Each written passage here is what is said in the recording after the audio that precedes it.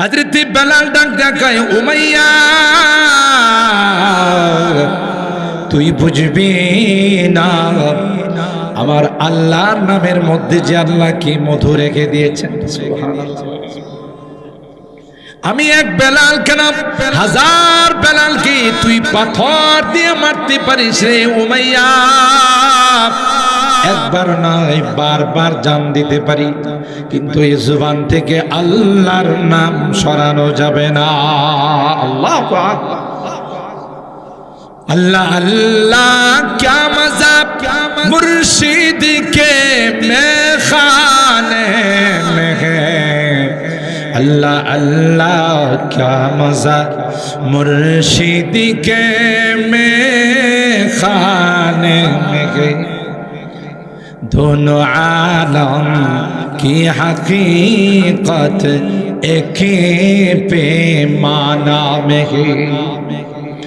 বেলাল কি উমাইয়া চাবুক দিয়ে মারে আর কয় বেলাল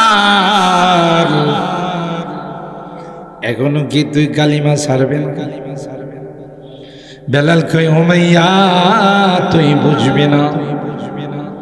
আল্লাহ বেলাল রে ডাক দেখে, বেলাল টেনশন করিস না, তোকে যে চাবুক দিয়ে মারছে এই চাবুকের দাগটা আমি তোর কপালে বসাই দেব, আর তোর বংশধর যারা কিয়ামত পর্যন্ত আসবে তাদের প্রত্যেকের কপালের মধ্যে আমি আল্লাহ এই দাগটা বসাই দেব। হজ উমরা করতে গেলে দেখবেন কালো জাতি, দেখবেন এখানে তিনটা দাগ, ওই বেলালের দাগ। সুবহানাল্লাহ, ঠিক কিনা বলেন? বলেন। হযরত বেলাল বলে না না না না না, হাজার চেষ্টা করেও পারবা না, সম্ভব নয়। যা আমি স্বীকার করেছি তা বলতেই থাকবো। তবে উমাইয়া শুনে রাখো, এক মাঘে কিন্তু শীত যায় না। এক মাঘে শীত যায় না, মনে রাখো। মাঘ কিন্তু আরো আছে। উমাইয়া ওই দিন বেশি দূরে নাই, হতে পারে আল্লাহ আমার হাতে তোকে জবাই করাইতে পারে। এই ক্ষমতা আল্লাহর আছে না নাই? তাই হলো যে উমাইয়া হযরতে বেলালকে পাথর দিয়ে মেরে ফেলার চেষ্টা করেছে, সিনার উপরে নাচছে। বদরের যুদ্ধে যখন উমাইয়া আবু জাহেলের সঙ্গে যুদ্ধ করতে গেছে, হযরত বেলাল দূরে থেকে উমাইয়াকে দেখছে। সুবহানাল্লাহ বলে। হযরত বেলাল দেখতে দেরি হয়, ডাক দিতে দেরি হয় না, ইয়া লাল আনসার, এরে আনসারি ভাইরা, আমার মনিব ধরা পড়ছে, আমার সামনে আসছে। লা নাজাউতু ইন নাজা উমাইয়া। বুখারী শরীফের হাদিস। শেখুল হাদিস সব বসা আছে, ভুল হইলে আমার কইব। আজকে যদি উমাইয়া বেঁচে যায়, আমি বেলাল বাঁচার কোনো অর্থ হবে না, তাকে আমি জবাই করে দেব। আনসারী সাহাবায়ে কেরামদেরকে নিয়ে বেলাল উমাইয়া আর সিনার মধ্যে বসছে। আগে কিন্তু উমাইয়া কার সিনাত বসছিল দেখছেন নি? কারবার এই কায়াটা পরিবর্তন করছে কে? चाहे तू इशारों से अपने काया ही पलट दे दुनिया की। তিনি তো যা ইচ্ছা তাই করতে পারে, তারই ক্ষমতা আছে, ঠিক কিনা বলেন?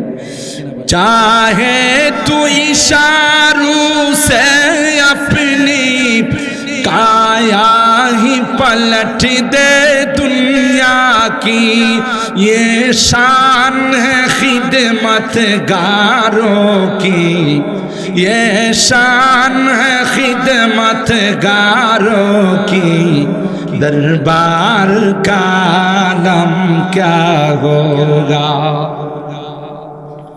जब हुस्न था उनका जलवा नुमा, अनवार का आलम क्या होगा हर कोई फैदा है बिन देखे दीदार का आलम क्या होगा। अल्लाह সেকেন্ডের মধ্যে কায়া পরিবর্তন করতে পারেন কে? এই ক্ষমতা আমার আল্লাহর আছে না নাই? কিছুদিন আগে সিনাই ছিল উমাইয়া, এখন উমাইয়ার সিনা থেকে দেখছেন কারবারটা কে পরিবর্তন করতে পারে? বহু ক্ষমতা দেখাইছে 16 বছর, শেষ পর্যন্ত 40 মিনিট সময় পাও নাই, কথা কয় না। সারা জীবন বলছো খেলা হবে খেলা হবে, স্কুলের ছোট ছোট পোলামেন বলছে যে আমরা খেলতে আসছি, এদেরকে আর খুঁজে পাও, অথচ বারবার বলছে পলাবো না। কাওয়া কাওয়া কাকা কইছে না যে পলাবো না, এখন পলাইলে কা, এখন পলাইলে কা, বাহাদুরি চলে না, বাহাদুরি চলে না। জুলুম যারা করে যত বড় পাওয়ারফুল হোক না কেন তাদের পতন অনিবার্য, পতন অনিবার্য। নিজে পাকাইছে খায় যাইতে পারে, ভালো করে কাপড় চোপড় নিতে পারে না, স্বামীর বাড়িতে গেলে অনেক কাপড় চোপড় নিয়ে যাওয়া লাগে না, কথা কয় না।